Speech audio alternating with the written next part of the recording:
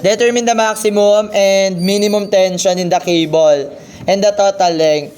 So kapag hindi pantay, hahanapin nyo yung location ng lowest point. Nasa na kaya tayo dyan? So ito yung location ng lowest point. So this is X distance from the left support.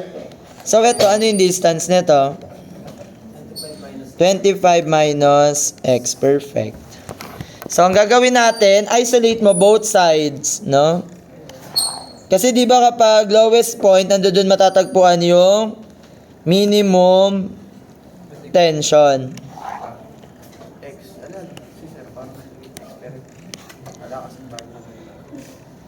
Sana all.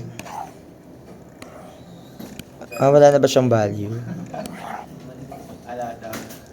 Gamitin natin yung una ito, tapos yung pangalawa.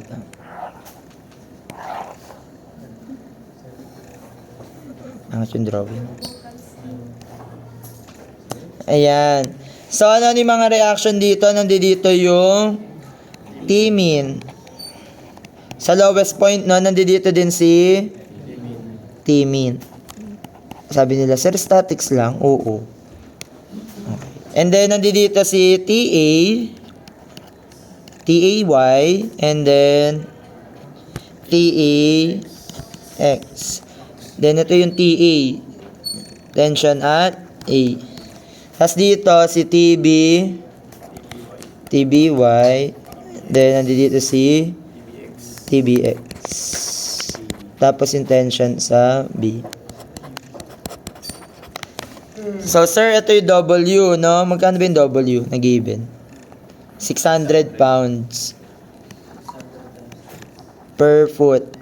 This is also 600 pounds per foot. So, anong gagawin natin? Moment tayo sa A. Summation ng moment at A is equal to 0. Taking clockwise positive. Yung resultant nito mag-act dito sa center. So, this is 600 times X. No? Kasi ito lang yung length natin, no? Yan lang yung W natin. So, moment. So, 600x. Ano moment arm niya? X over 2. Minus T-min. Ano moment arm ni T-min? 10. Tama? Equals to 0. Next. Summation ng moment at B is equal to 0. Taking clockwise positive.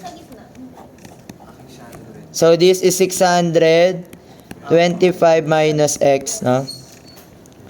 We have T-min. Ano moment arm ni T-min? 15. Minus yung loads natin, 600 times 25 minus X, ang moment arm. Perfect. Equals to 0. So, ito, meron tayo ditong T-min is equal to 600 divided by 2, 300x squared divided by 10. Tama? Next, yung T-min naman dito sa kabila is equal to 300 multiplied by 25 minus x quantity squared divided by 15. So, equate nyo both T-min. Okay? Diba? Ang dali lang, statics lang. Magkano si X?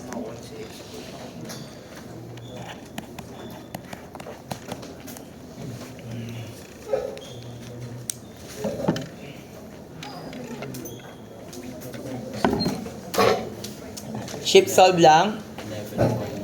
11.237 meters and feet to. And 25 minus X. Magkano 25 minus X?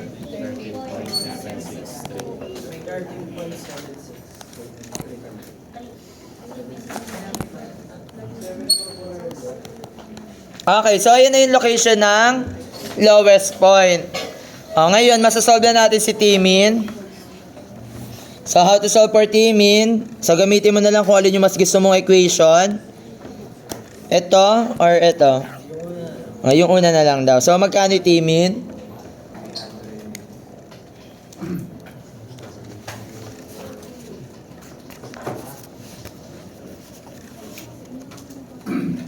Oh, ang ganda ng sulat. Sino to? Sino si seat number 14? 3,780. Magkano? 3,000 780. point 105. 10.5 lang sir. Sobra zero sa Sabi mo 1005 pounds. Oh, sir, how to solve for T-max? Dito, isa-solve nyo ba parehas yan? Si TA or si TB? Alin kaya yung maximum dyan? Yung mas mataas, no? Kasi mas malaki yung load nito sa vertical. Tapos yung horizontal, equal naman lahat ng horizontal. So, tatandaan nyo, kung nasaan yung highest point, nandoon yung maximum tension. Siyempre, kung nasa yung lowest point, nandoon yung minimum tension. So, nandito siya sa TB. So, to solve for the TB, that is equal to square root of TBX squared plus TBY squared. So, magkano si TBX? Which is equal yan kay T-min. Tama? Nasundan? Si TBY, equal naman yan sa dito. 600 times 25 minus X. So, that is 600 multiplied by 13 point. Summation ng forces vertical lang yan. So, magkano TBY? Magkano po? 8257.8 pounds. So, magkano si TB, which is also the T-max? 10,000? 9,000 lang. 9,000.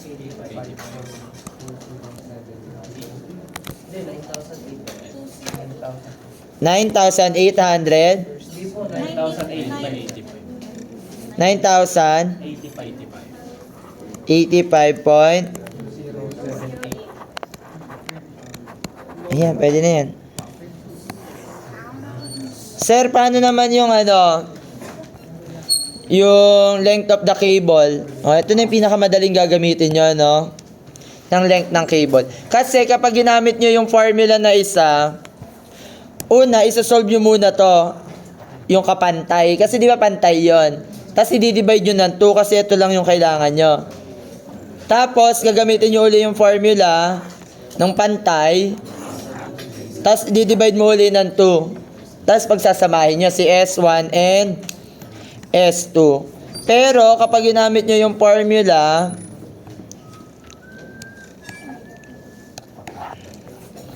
kapag ginamit nyo yung formula ng integral, okay na yan. So, ano yung lalagay natin sa formula? S is equal to the integral. Ano yung x1 natin gagamitin? Ito yung origin natin, no? That is negative, upper minus lower, negative 11.237 and 13.763. Okay, nag-gets kung bakit naging negative 11? Kasi ito yung origin natin, yung lowest point. And then yung distance niya ay yung x. Kaso nasa left side. So, negative x. Ito, positive. No? Kasi ito yung origin natin, no? So, magkano to? Square root of 1 plus W. Magkano W? 600. X divided by T-min. 3788.105 squared. Then, dx. So, magkano yung S? Sir, ano po yung x niya? Variable. No, alpha x lang yun. 37.00. Ganun lang lagi yung katabi ng W. 37.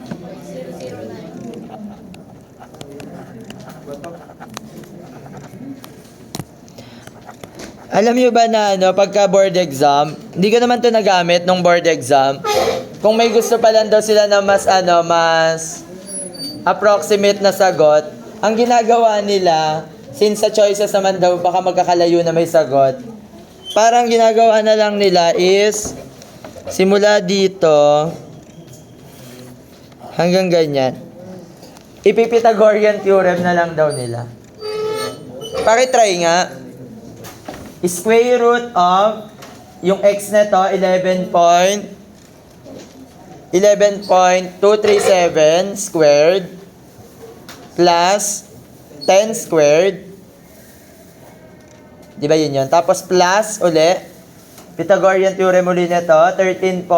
Square root of 13.763 squared plus 15 squared. 35. O medyo malayo, no? Pero yung mali mo naman yung choices, 40, no?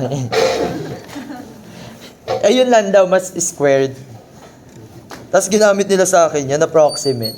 Yung nakita kasi daw ng mga